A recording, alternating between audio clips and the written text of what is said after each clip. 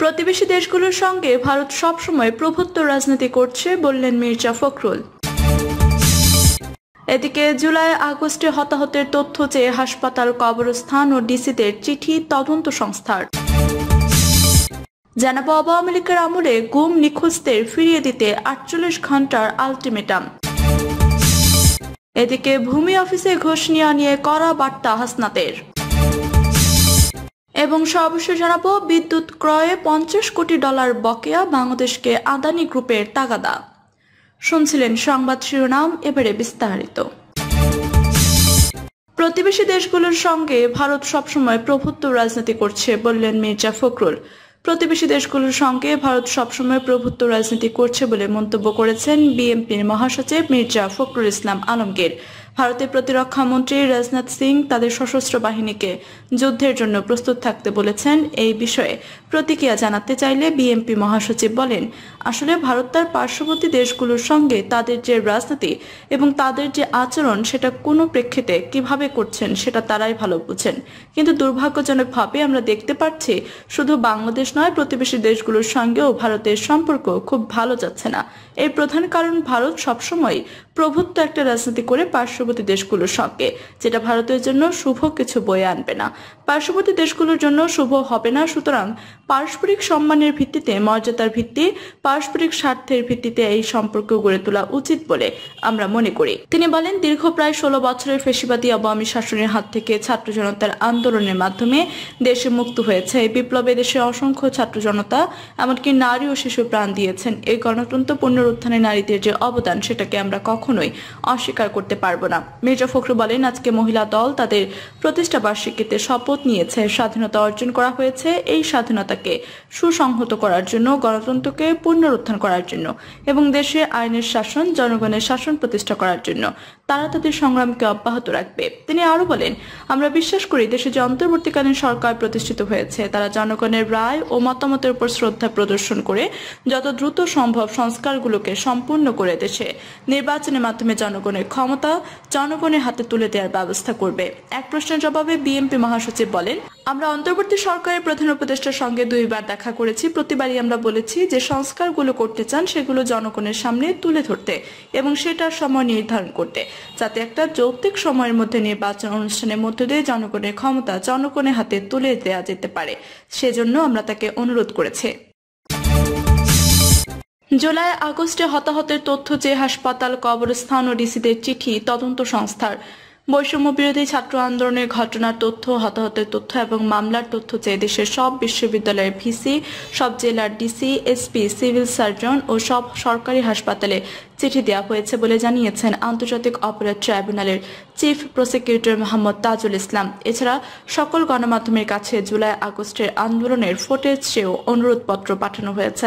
পাশাপাশি দেশের বড় কবরস্থানগুলো তত্ত্বাবধায়কদের কাছেও চিঠি পাঠানো হয়েছে।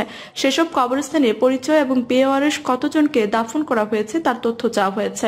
এর আগে এক ব্রিফিংয়ে রোববার চিফ প্রসিকিউটর বলেছেন, সম্ভাব্য প্রধান অপরাধী দেশ থেকে পালিয়েছেন, তাকে দেশে ফিরিয়ে আনার জন্য আইনি প্রক্রিয়া সেটা আমরা শুরু করব। বাংলাদেশের সঙ্গে ভারতের অপরাধী প্রত্যর্পণ চুক্তি সম্পাদিত হয়েছে 2013 সালে। শেখ হাসিনা সরকারের সময় এই চুক্তিটি হয়েছিল। তিনি যেহেতু বাংলাদেশের গণহত্যার প্রধান আসামি হবেন মনে করি বা অধিকাংশ মামলায় তাকে আসামি করা হয়েছে, সুতরাং এই প্রক্রিয়া শুরুর মাধ্যমে তাকে আইনগতভাবে বাংলাদেশে ফিরিয়ে এনে বিচারের মুখোমুখি করার চেষ্টা করব। 5 জুলাই থেকে 5 আগস্ট সারা দেশে গণহত্যা চালানোর অভিযোগে ভারতে অবস্থান করা সাবেক প্রধানমন্ত্রী শেখ হাসিনার বিরুদ্ধে অন্তত 11টি পৃথক অভিযোগ দায়ের করা হয়। বর্তমানে সেগুলো তদন্ত পর্যায়ে রয়েছে। গত 5 সেপ্টেম্বর আন্তর্জাতিক অপরাধ ট্রাইব্যুনালে প্রসিকিউটর নিয়োগের কথা জানিয়ে প্রজ্ঞাপন জারি করে আইন, বিচার ও সংসদ বিষয়ক মন্ত্রণালয়ের আইন ও বিচার বিভাগের সলিসিটর অনুবিভাগ। এতে প্রধান প্রসিকিউটর হিসেবে নিয়োগ পেয়েছে সুপ্রিম কোর্টের আইনজীবী মোহাম্মদ তাজুল ইসলাম। এছাড়া সুপ্রিম কোর্টের আরও 4 জন আইনজীবীকে আন্তর্জাতিক অপরাধ ট্রাইব্যুনালের প্রসিকিউটর হিসেবে নিয়োগ দেওয়া হয়। ট্রাইব্যুনালে প্রসিকিউটর নিয়োগ পাওয়া বাকি 4 আইনজীবী হলেন মোহাম্মদ মিজানুল ইসলাম, গাজী মনোয়ার হোসেন তামিম, বি এম সুলতান মাহমুদ ও আব্দুল্লাহ আল নোমান।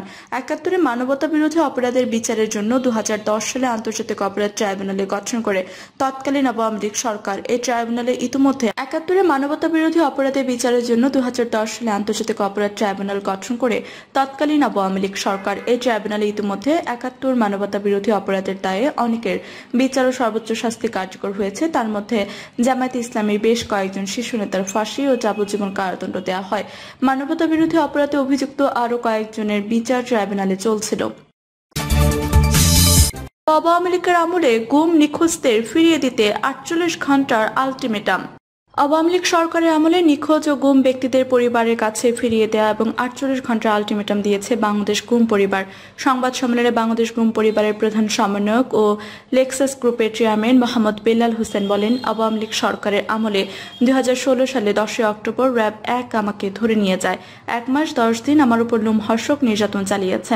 মানুষকে এভাবে নির্যাতন করতে পারে না। আমি যতদিন সেখানে ছিলাম শুধু কান্নার আওয়াজ পেয়েছি, আর মাঝে মধ্যে ঝিঝি পোকার শব্দ ছাড়া আর কোনো শব্দ ছিল না। সেখানে ছোট ছোট ঘর, বাইরের কোনো আওয়াজ আসতো না। তাদের নির্যাতনের প্রভাবে মা বাবা বলে শুধু চিৎকার করত সবাই।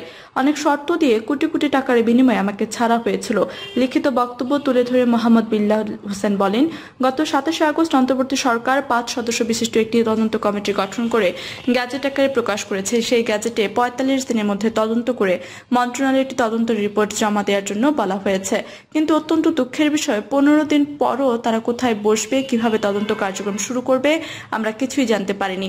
একাধিকবার যোগাযোগ করার পরও তাদের থেকে কোনো সদুত্তর পাওয়া যায়নি। তিনি বলেন, জল্লাদের আয়নাঘর কোথায় কোথায় বানানো হয়েছে, বাংলাদেশে কতটি আয়নাঘর আছে তা আমরা জানতে পারিনি। বাংলাদেশে যদি বন্দিশালা থাকে তাহলে বিচার বিভাগ, আদালত ও আইন শৃঙ্খলা বাহিনী থাকার কোনো প্রয়োজন নেই।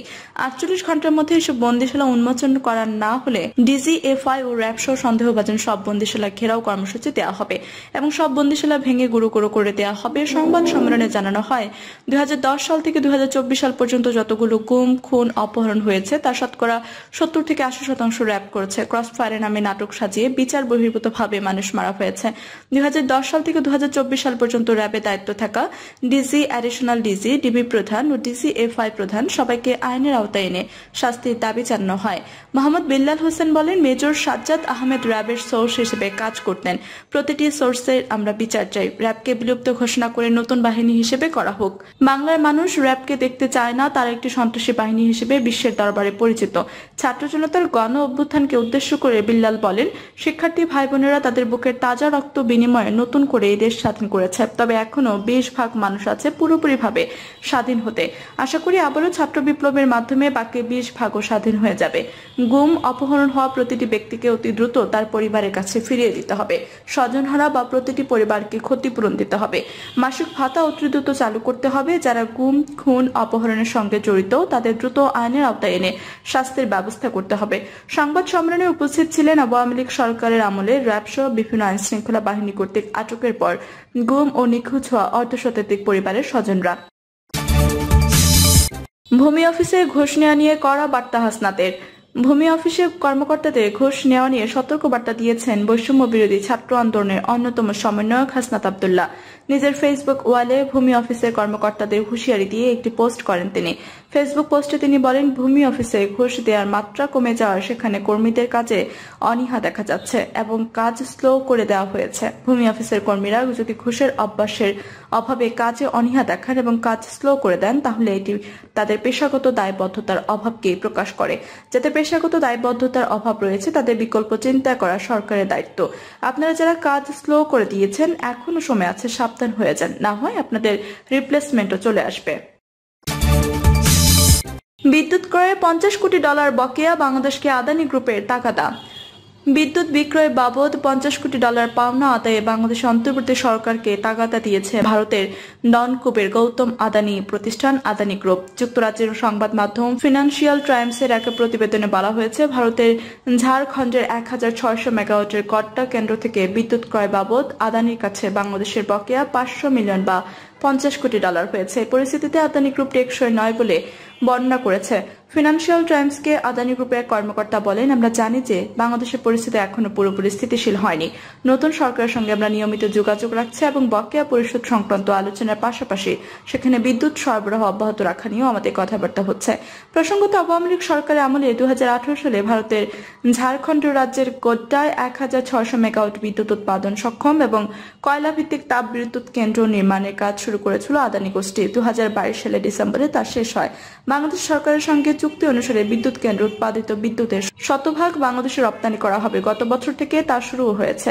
তবে চলতি বছর 5 আগস্ট সাবেক প্রধানমন্ত্রী শেখ হাসিনা দেশ থেকে এবং তার নেতৃত্বাধীন সরকার পতনের পর সার্বিক পরিস্থিতিতে পরিবর্তন এসেছে অনেক। ইতিমধ্যে নোবেলজয়ী অর্থনীতিবিদ ডক্টর মোহাম্মদ ইউনূসের নেতৃত্বে একটি নতুন অন্তর্বর্তী সরকার গঠিত হয়েছে।